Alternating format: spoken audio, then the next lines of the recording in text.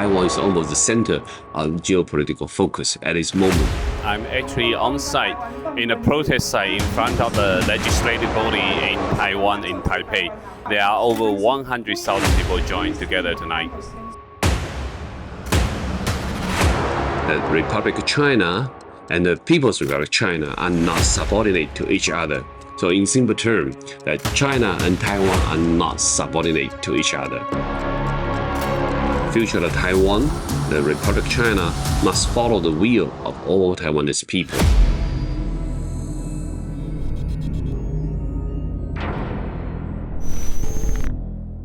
Hello everyone, welcome to China Insights. I'm Sean Lin. I'm in Taipei today, and our topic today is actually about Taiwan. In the last few days, Taiwan was the center of the geopolitical focus. So many important events happened in Taiwan. First, on May 20, you have the inauguration of new President Lai Ching-te and Vice President Xiao Mei-qing. Even though Taiwan does not have too many countries having formal diplomatic relationship, many countries still send large-scale delegations to Taiwan to join the celebration, and many important political figures came, including the former Secretary of State, Mike Pompeo. And then you probably also heard from the news that Chinese People's Liberation Army conducted 2 days joint military exercise on May 23rd and 24th. And it was unprecedented because the PLA forces actually surrounded Taiwan Island. Just imagine the whole picture, and it's actually very astonishing to the whole world. And then on the island in Taipei, large citizens' protests broke out. And on May 24, the size of the crowd joining the protest actually reached over 100,000 people. And this is actually the largest scale of protest since the Sunflower Movement 10 years ago. And so many things happened. And this reminds me, it's like a Dragon Boat races when you have multiple boats, speeding up at the same time. Now you see, CCP putting more pressures on Taiwan, speeding up their military preparations. And then international community, you see alliance between United States and Japan, and they are speeding up their support on Taiwan issues, and more countries joining the efforts to support Taiwan.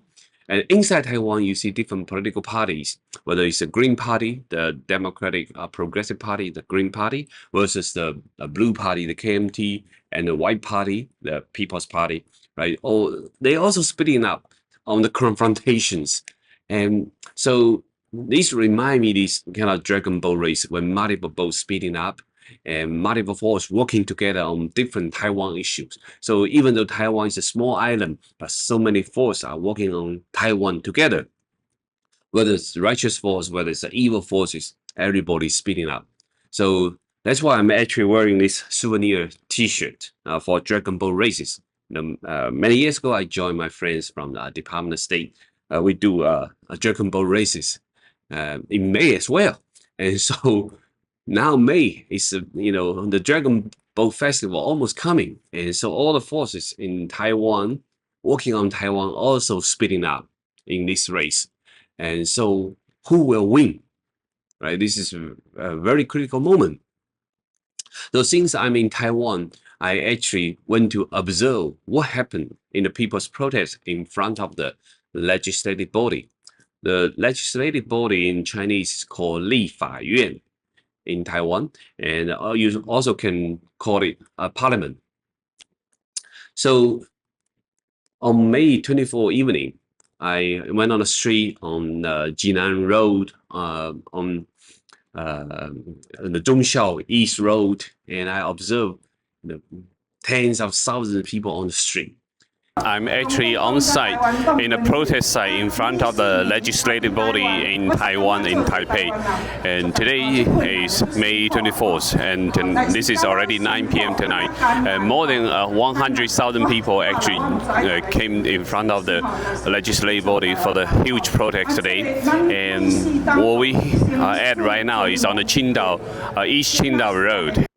It was a hot and humid night, and but so many people together. It's actually amazing that people are still calm because it's so hot. You can easily feel agitated, but people are very calm in Taiwan, and people prepare all kinds of protest signs. It can be homemade, like A4 papers, or printing on the cardboard, right on the cardboard, or using the mobile phone, using special apps to have the protest message rolling on their cell phone screens.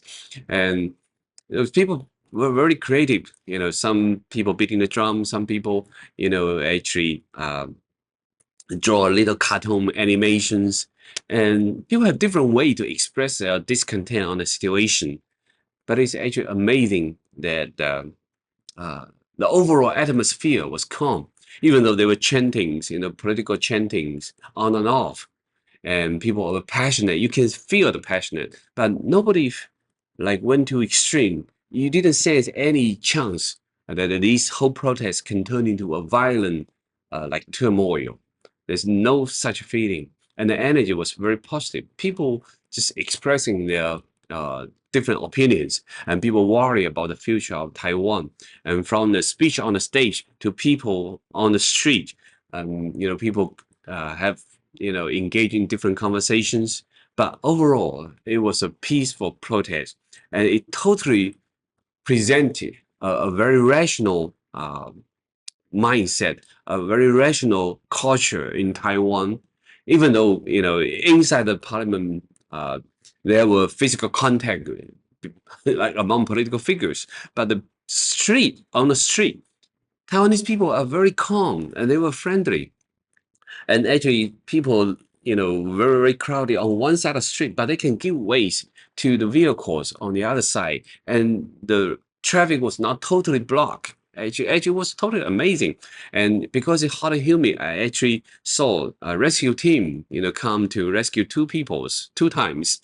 And when those medical professionals came, the EMT came, people quickly give their way to the medical team. And there were Taiwan University Hospital, actually right next to the, very, very close to the legislative body building. And so they actually opened up their lobby for many protests. They can rest inside the lobby of the hospital. And the lobby was actually had a lot of people there, but it was very calm. Nobody made a noise. It was actually very amazing. You can see Taiwanese people are very civilized, even in a large protest. So I want to emphasize, many media try to, portray that the whole Taiwan society become chaotic, because the political figures are fighting inside the parliament buildings. But actually, I don't think so. No, Taiwan society are still very calm. People are still very friendly. People still kind to each other. For the general public, even though political tension can be strong, but the society is not in chaotic situation. So I don't buy that propaganda language. I think Taiwan still have very positive forces, and I believe a bright future for Taiwan. Just by observing that over 100,000 people can have very peaceful protests, and there's not much trash on the street as well. All the trash are showing to trash cans, and their teams, volunteer teams, quickly take the trash away throughout the night. It was organized very orderly. The Taiwanese people's quality, their civilization, are very, very, very, very impressive. I was totally touched, and so I actually recall some video clips. I talked to different people, and you can take a look. Maybe it will give you some positive feeling as well.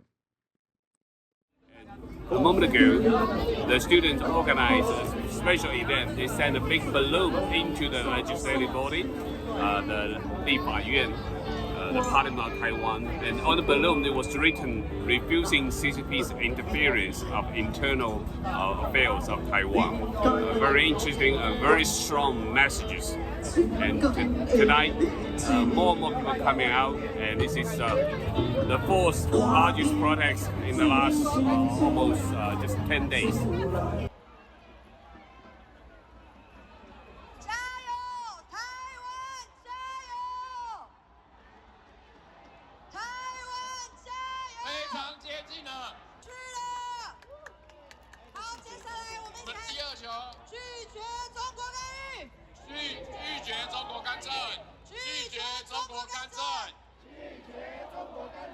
拒绝中国干政，拒绝中国干政，拒绝中国干政，拒绝中国干政。是会曲曲折折的，对不对？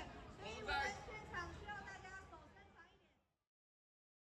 So after watching the video, I hope you can sense Taiwanese people's resolute and passion in safeguarding Taiwan's democracy.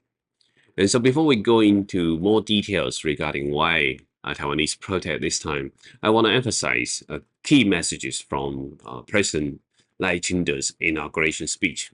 So in his speech, he mentioned that China need to face up to the fact the Republic of China exists, so respect the choice of the Taiwanese people, show sincerity, and replace confrontation with dialogue on the basis of principle of reciprocity, and also show dignity with Taiwanese democratically elected and legitimate government. 以对话取代对抗，交流取代围堵，进行合作。So, two keywords. One is reciprocity. So this is a term, this is a principle that during Trump administration, the former Secretary Mike Pompeo used it many times, right? So it emphasizing the Chinese government cannot expect to be treated differently if they, violate human rights, if they ban foreign medias, entering China's market, right? So why United States need to open to Chinese media, Chinese government's mouthpiece, if Chinese government ban foreign media operated inside China, right? So this is principle of reciprocity. And then the second key word is legitimate. They emphasizing Taiwanese government is already a legitimate government. And so Lai Ching also emphasized that he will continue former President Tsai Ing-wen's four insistency. So what are the four insistency? The first one is actually insisting on a free and democratic constitutional system. Second one is insisting that Republic of China and the People's Republic of China are not subordinate to each other. So in simple terms, that China and Taiwan are not subordinate to each other. And the third one is insisting the sovereignty cannot be violated and annexed. And the fourth one is insisting that the future of Taiwan, the Republic of China, must follow the will of all Taiwanese people. So here, Lai Ching highlight that China and Taiwan are not subordinate to each other. So of course, this message was repeated many times during Tsai Ing-wen's presidency. But this time, when Lai Ching talk about it, Chinese government make a big fuss of it, and criticizing Lai Ching is on the path for Taiwan's independence. So Chinese government talk about this, anti-secessional law, right? So they were talking about the Lai Ching is actually a pragmatic Taiwan independence worker. The Chinese propaganda, keep portraying Lai Ching is, dividing the country, destroying the reunification. So these kind of propaganda message, of course, does not work for Taiwanese people. And for Lai Ching, I think he's actually really pragmatic, actually, because when you talk about the China and Taiwan are not subordinate to each other, this is even more pragmatic than the one China principle the Chinese government talk about, even more pragmatic than the one China policy the US government talk about. Because, what is one China policy? People can be still confused, and mainland China and Taiwan can have different way to understand it, right? So, but in this message that China and Taiwan that are not subordinate to each other, it's very clear. So each one have their own government, each one have their own diplomatic forces, military forces, and China cannot send an officer to take a formal official position in Taiwan, right? And Taiwan cannot do it vice versa. So they just don't belong to each other. They are not subordinate to each other. So everyone take care of their own business, right? So this is very pragmatic. So Lai Ching understand this very fine difference. And then he also highlighting Taiwan's important role in the global stage. So in his speech, he also pointed out that, quote, Taiwan is in a strategic position in the first island chain and affects the geopolitical development of the world. So today in 2024, Taiwan's role is even more important, and there is already a high degree of international consensus, which believes the peace and stability across Taiwan Strait are an indispensable element of global security and prosperity, end of quote. So I think lies in the clearly position Taiwan almost in the center of the global politics, because everybody cared about the stability in Asia Pacific area. Everybody understand the two major rivals, the CCP versus the Western society, right? And the United States is the leading force in the Western society. So these two forces actually now showing their strong interest in the small island in Taiwan. So that's why I said Taiwan is almost the center of geopolitical focus at this moment. So this part is regarding the inauguration speech, and it basically underscore the importance of Taiwan in the next 4 years, and also highlighting that there will be a lot of very tense conflict might happen in Taiwan because different forces are working in Taiwan at the same time. So next, let's talk more about the protest. What do people protest for?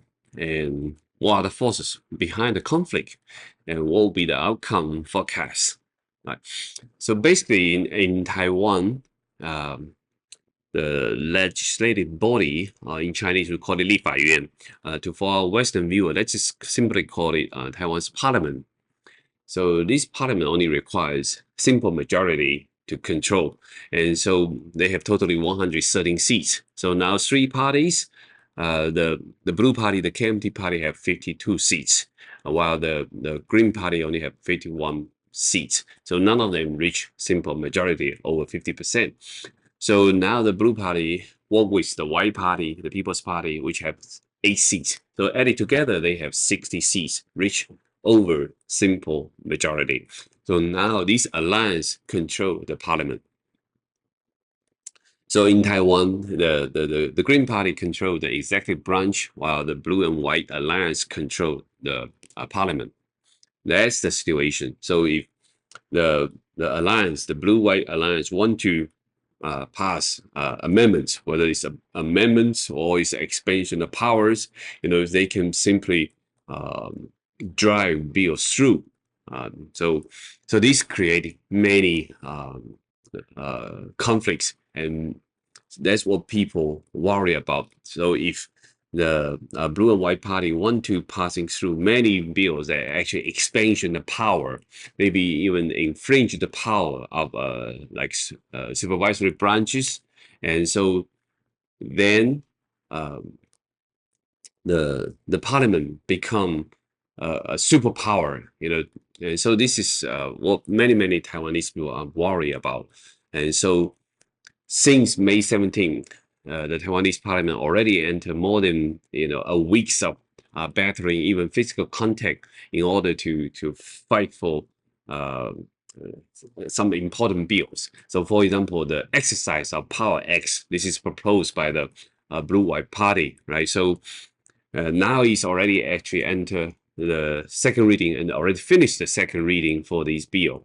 So this bill has some important provisions, such as the additional right to the hearing and the change of the right to the personnel, and as well as maximum fine of 200,000 new Taiwanese currencies, which is about equivalent to $6,500 for those who question, if they question these process, it can be charged as contempt of Congress.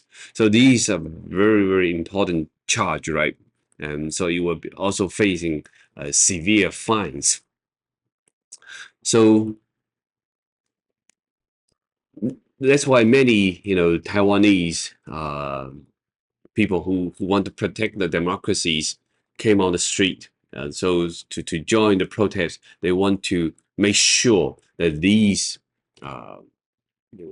important bill proposed by Blue White Party can have at least an opportunity to be debated. So right now, if the Blue White Party want to forcefully pass the bill, they can. Then now they only allow one speech from the Green Party for 3 minutes for each provisional the debate. So that's why it's like speedy process to force the legislation through. So that's why people try different ways in the DPP party. They try different ways, try to block this process, try to slow down this process. So this definitely raise serious concern because to some people's perspective, this process is like a total expansion of the legislative body. It's like a coup, right? So in the past, you heard about military coup, but this is like a coup in the legislative body. And so that's why so many Taiwanese people were very upset. So one of the retired Taiwanese Major General Yu Beicheng, who is actually current Taoyuan City's consular, so he actually, make some important analysis I want to share with you. So he mentioned that this bill actually means that one chamber of this parliament can become dominant and it can override judicial, supervisory, and administrative agencies.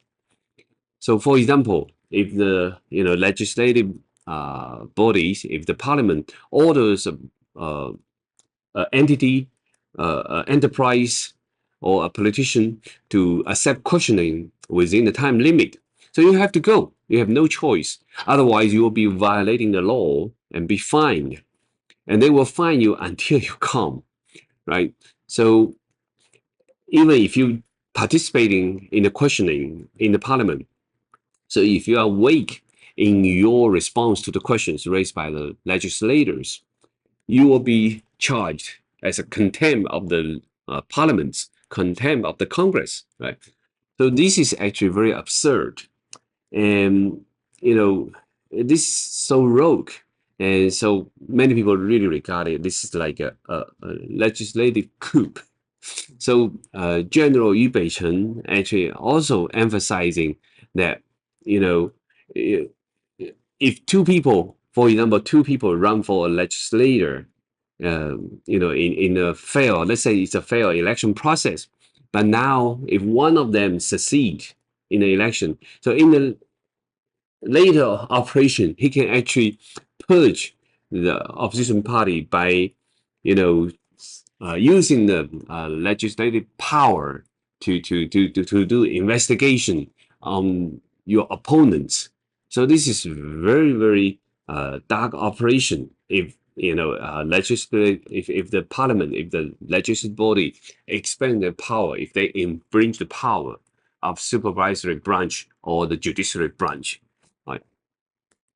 So Yu Beicheng also emphasizing, Taiwan is a country with democracy and the rule of law.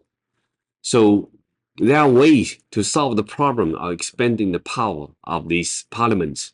So it does not mean the law must be implemented after the parliament passing. So actually in here, Yu Beicheng emphasizing that even though it's a critical moment not to let the parliament expand its power, the extension of its powers, but the Constitution of Republic of China in Taiwan, they still have different way to counter this process, right? So I think that's another reason that Taiwanese people are not like in the chaotic situation. Even in the big protest, people are still very rational and still are still supportive to each other in the whole protest, right? So if it's an emphasizing different option that the DPP can have, so he talked about, even if the bill passing through the third reading process, but as long as more than 1/3 of the legislators believe that this expansion of power is unconstitutional, they can submit the matter to the judicial branches. In Chinese, it's called 立法院, the Justice Yuan, right? So then the Taiwan president can,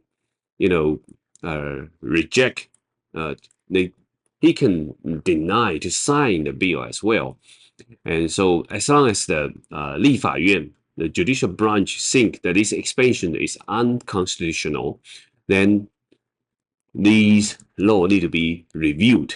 And so it will be returning to the parliament, returning to the 立法院. Right? So that's why it's not the end of the world if the parliament passing these bills. So I would say the Taiwanese people need to be over depressed at this moment. There are still options, but at the same time, for Taiwanese people, you need to be aware that the CCP's interference can be part of the total war strategy, because you may have the mindset about the traditional war, but CCP have these information war, psychological war, legal war, right? So right now, the legal war, for example, what's happening inside the parliament, inside the 立法院, is part of the judicial war, because you are interfering with the constitution of the Republic of China. And so CCP has this grand total war strategy. We mentioned about these biological threats, biochemical weapons. We mentioned about the propaganda war, psychological war, and this time we see the legal war. So be prepared that the infiltration of CCP in Taiwan is very thorough in different levels. And so Taiwan is in the critical moment. And so we cannot just think about we need to enhance the military exercise. We need to buy more weapons from the United States and need to do more military exercise. This kind of preparation is needed, but at the same time, for the whole society, for the Taiwanese society, everybody need to prepare about a different total war scenario when CCP using all kinds of measures to interfere the operation of Taiwan society, to create chaotic in Taiwan society. So I think for Taiwanese people to be united, to be supportive for each other, to go beyond the confrontation between different political parties is very important, to see who are the enemy. This is critical. And so I think we need to pay close attention to what's happening in the small island of Taiwan, and because it will totally influence the geopolitical balance, not just in the Asia Pacific. And so let's keep a closer eye on Taiwan. And that's all for today's program. We'll see you next time. This is Sean Lin.